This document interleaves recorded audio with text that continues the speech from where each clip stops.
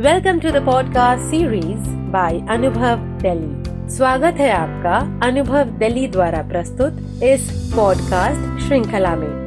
यह पॉडकास्ट श्रृंखला आप तक लाई जा रही है national institute for social defence, ministry of social justice and empowerment, government of India and media for community foundation, new Delhi के संयुक्त तत्वाधान में। मित्रों, वरिष्ठ नागरिकों की हर प्रकार से मदद के लिए, शारीरिक मानसिक विकास के लिए, स्वास्थ्य की जानकारी के लिए, डॉक्टर्स, अस्पताल, वृद्धाश्रम, कानूनी सलाह, मानसिक विकास, इन सभी प्रकार की जानकारियों के लिए, साथ ही उनसे जुड़ी समस्याओं के समाधान के लिए एवं उनके लिए कार्यक्रमों की जानकारी के लिए अब आप संपर्क कर सकते हैं national toll free helpline for senior citizens पर, जो कि है 14567 14567। यह कार्यक्रम आप तक लाया गया है अनुभव दिल्ली द्वारा।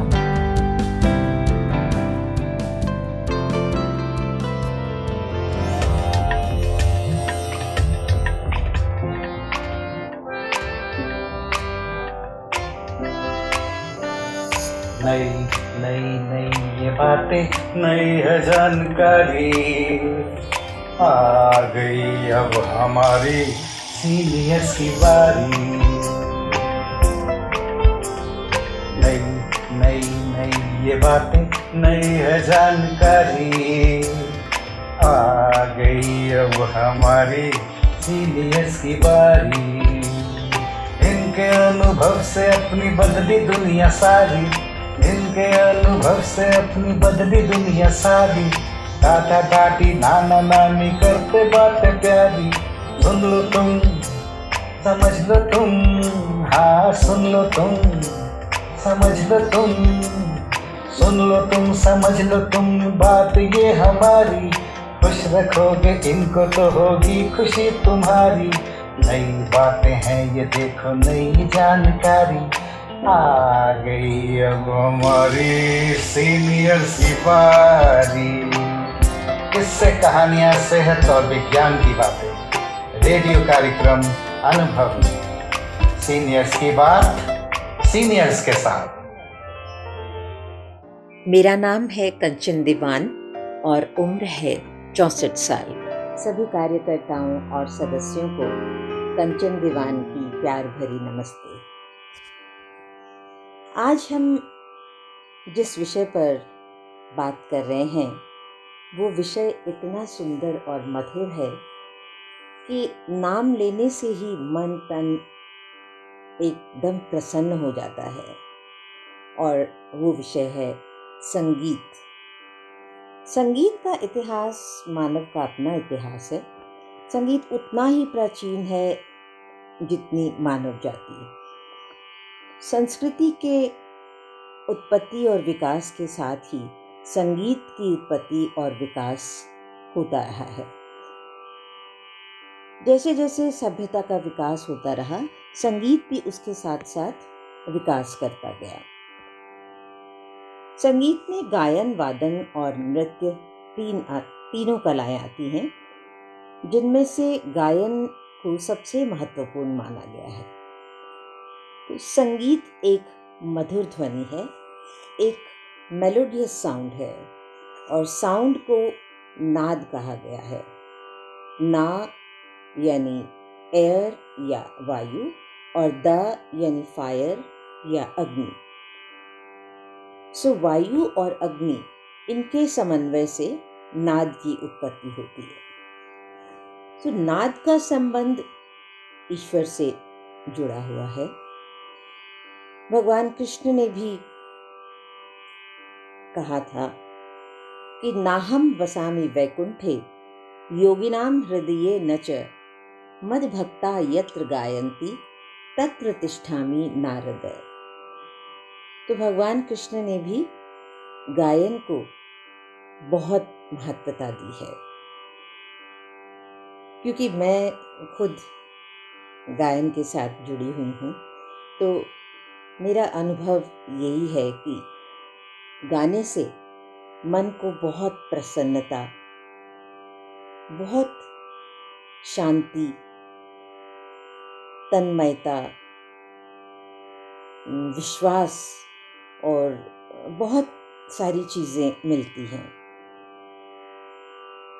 संगीत की, गायन की का रियाज करने से हमारी सांस लंबी होती है, जिसका संबंध योगा से है।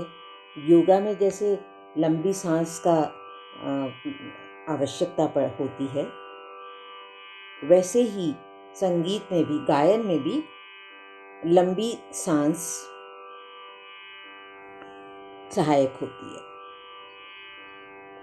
तो संगीत तो एक ऐसी विद्या है, एक ऐसा ज्ञान है, समुद्र की तरह अथाह है। उसमें जितना डूबते जाओ उतना ही कोई ना कोई खजाना मिलता जाता है। और सात्विक संगीत इंसान को ईश्वर की ओर ले जाता है।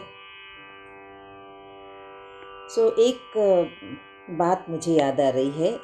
एक बार अकबर ने तानसेन से कहा कि तानसेन, तुम्हारे गुरु तो बहुत अच्छा गाते हैं, तो तुम भी उनके जैसा क्यों नहीं गा सकते? तो तानसेन ने कहा, चलिए बादशाह, आप मेरे साथ चलिए। तो तानसेन उनको ले गए जहाँ पे हरिदास गायन का रियाज कर रहे थे। उन्होंने कहा, बात करी उन्होंने उनसे, लेकिन वो अपने गायन में मस्त रहे। तो तानसेन ने बोला कि देखिए बादशाह, मेरे गुरु गाते हैं अपने ईश्वर के लिए, अपने ईश्वर की मस्ती में मस्त होकर गाते हैं, लेकिन मैं गाता हूँ आपको प्रसन्न करने के लिए। मैं आपके लिए गाता हूँ और वो गाते हैं ईश्वर के लिए, तो इसलिए मैं उनके जैसा तो बिल्कुल भी नहीं गा सकता। तो बिल्कुल सही है कि गाना जो है वो ईश्वर को प्रसन्न करने के लिए बहुत सहायक है, ईश्वर के साथ जुड़ने के लिए बहुत सहायता करता है। अगर इंसान में डेडिकेशन, डिवोशन, फेथ ये सब हो तो, और गाने का या जिस भी संगीत में रुचि हो, उसका रियाज, उसका अभ्यास अगर होता रहे तो निश्चय ही वो ईश्वर को मिलाने का काम करता है। और म्यूजिक, एक मानी हुई बात है कि संगीत से बहुत से रोगों को दूर किया गया है। मैं अन्य और बातों का तो बताने लगी तो बहुत समय लग जाएगा, लेकिन एक अपना पर्सनल एक्सपीरियंस मेरा ये है कि मैंने हमारे कपिल मुनि जी हुए, पंजाबी बाग में रहते थे, उन्होंने कुछ मंत्र दिए मुझे वेदों में से निकाल के। तो उसको उन्होंने कहा कि इनको कंपोज करके और इनको गा के एक कैसेट बनाइए। तो मैंने वो स्मृति मंत्र नाम की एक कैसेट बनाई जिसमें ये 3 मंत्र थे। तो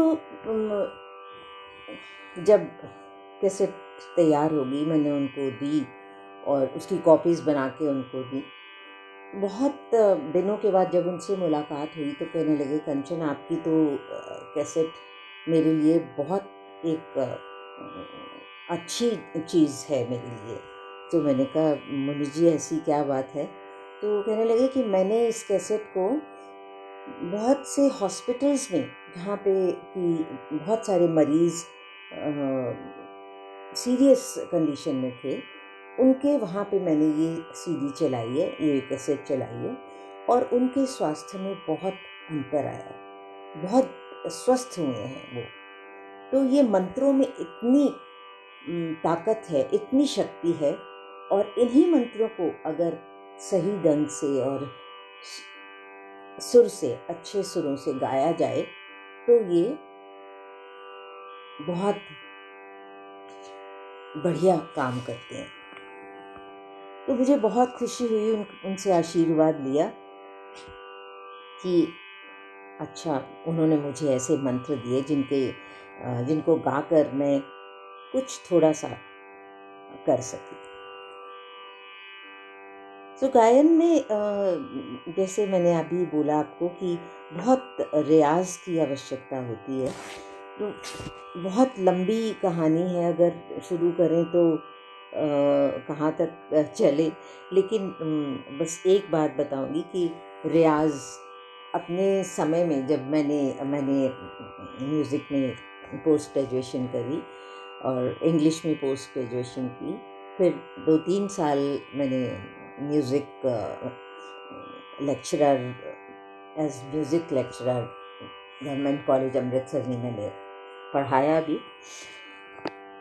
तो इसी दौरान रियाज का इतना, जिसको कहते हैं कि इतना चस्का था मुझे कि 5-5, 6-6 घंटे बैठ के रियाज करते थे, क्योंकि हमारा परिवार संगीत में ही था, यानी सबको बहुत शौक था।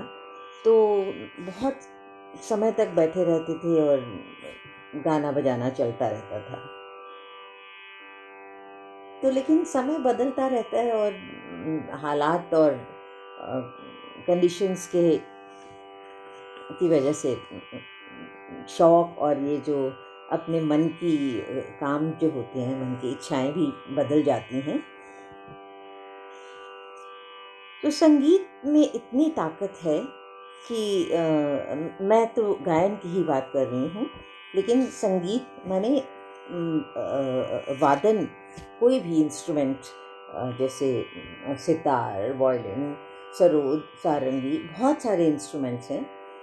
तो म्यूज़िक अगर दिल से और अंतर्मन से गाया बजाया जाए तो उसका प्रभाव जो है हमारे मन पर बहुत पड़ता है, और ख़ास करके हम सीनियर सिटीजन्स को तो ये बहुत ही प्रभावित करता है। यानी जैसे अगर हम इस उम्र में आके, मैं ये नहीं कहूँगी कि बुढ़ापा आ जाता है, नहीं, लेकिन जैसे जैसे उम्र बढ़ती जाती है तो सीनियर सिटीजन्स के शौक, उनके विचार, उनकी लाइफस्टाइल भी बदलता जाता है। तो कुछ ध्यान ईश्वर की ओर भी लग जाता है। तो उस समय में और कोई जिम्मेवारी नहीं होती, क्योंकि परिवार बढ़ता जाता है तो वो थोड़ा थोड़ा फ्री हो जाते हैं। तो उनका मन में जो जो करने की भावना होती है वो करने की इच्छा और उसका समय भी होता है। तो मन की इच्छा जब पूरी हो जाती है तो उससे एक खुशी की भावना मिलती है। तो जो करके खुशी की भावना मिले तो उससे मन में जितना स्ट्रेस, जितना भी मन में कोई बुरी बात होती है वो सब निकल जाती है, वो सब दूर हो जाती है। और ईश्वर को प्राप्त करने का एक माध्यम है गायन। आपने देखा होगा कि बहुत लोग संकीर्तन में, सत्संग में जाते हैं। क्यों? क्योंकि उनका मन सत्संग में बहुत लगता है। तो सत्संग और कीर्तन में भी अगर दिल से गाया हुआ, बहुत ही सुरीला गाया हुआ भजन आप सुने तो आप मस्त हो जाते हैं। तो उस मस्ती में अपने मन में जो भी कोई दुख या कोई भी गलत विचार हो तो वो सब दूर हो जाते हैं। तो मेरा ख्याल है कि म्यूज़िक जो है बहुत ही अच्छी थेरेपी है हम सीनियर सिटीजन्स के लिए। और जो नहीं भी अगर कोई अच्छा गाने वाले, तो वो भी छोटा सा अगर भजन मन में गुनगुनाते हैं तो अपने मन में बहुत खुशी होती है। अरे वाह, क्या बात है। मेरा ख्याल है आप सब मुझसे सहमत होंगे। तो आपको भी मैं तो चाहूँगी कि कोई ना कोई इंस्ट्रूमेंट जो भी कोई आप बजा सकें वो भी कोशिश करें, और गाने की भी कोशिश करें, जो भी आपका मन करे, भजन, गज़ल, ठुमरी, जो भी आप गाना चाहें, फोक सॉन्ग गाना चाहें या कोई शादी का गीत गाना चाहें, जो भी गाना चाहें आप ज़रूर गाएं, और उससे आपके मन को बहुत प्रसन्नता मिलेगी। जैसे कि मैं गाना तो मेरा मतलब एक ज़िंदगी का भाग बन चुका है मेरा, लेकिन इसके अलावा मैं कुछ इंस्ट्रूमेंट्स जैसे हारमोनियम, तानपुरा, तो तानपुरे के साथ ही गाती हूँ मैं। तानपुरा, हारमोनियम बजा लेती हूँ, या ढोलक भी बजा लेती हूँ, या कभी कभी मैंने सितार भी बजाई है, लेकिन उसको मैं ये नहीं कह सकती कि मुझे बजाना आता है। हाँ, बस सुरों का थोड़ा पता चलता है, और पर्दों पे मैं उंगलियां चला लेती हूँ। तो मेरी आपसे यही रिक्वेस्ट है कि संगीत को अपनी ज़िंदगी का एक अटूट हिस्सा बना लें, और ये समझें कि आप अगर कुछ गा बजा लेंगे तो आपके मन को बहुत प्रसन्नता मिलेगी, आप बहुत खुश होंगे, और आप अपने जीवन को सार्थक अनुभव करेंगे। धन्यवाद। श्रोताओं, आशा है आपको आज का कार्यक्रम पसंद आया होगा। आपसे फिर होगी मुलाकात आप ही के पसंदीदा रेडियो कार्यक्रम अनुभव में। दोस्तों, वरिष्ठ नागरिकों का अनुभव अपने परिवार और परिवारजनों की खुशहाली के लिए हमेशा समर्पित रहता है, और उनकी मदद के लिए अब समर्पित है एक national toll free helpline number 14567 14567। वरिष्ठ नागरिकों की शारीरिक एवं मानसिक सहायता के लिए, स्वास्थ्य की सहायता के लिए, कानूनी सलाह के लिए, उनके जीवन से जुड़ी समस्याओं के समाधान के लिए, वृद्धाश्रम की जानकारियों के लिए, और साथ ही उनसे जुड़े कार्यक्रमों की जानकारी के लिए अब आप संपर्क कर सकते हैं national toll free number for senior citizens 14567। यह कार्यक्रम आप तक पहुंचाया जा रहा है अनुभव दिल्ली द्वारा, ताकि हर वरिष्ठ नागरिक रहे स्वस्थ, सुरक्षित और खुशहाल। 14567 national toll free helpline number के साथ। Welcome to the podcast series by Anubhav Delhi. You are listening to a podcast series Anubhav, a joint initiative of National Institute for Social Defence, Ministry of Social Justice and Empowerment, Government of India, and Media for Community Foundation, New Delhi, to help our senior citizens for physical, emotional and mental wellness.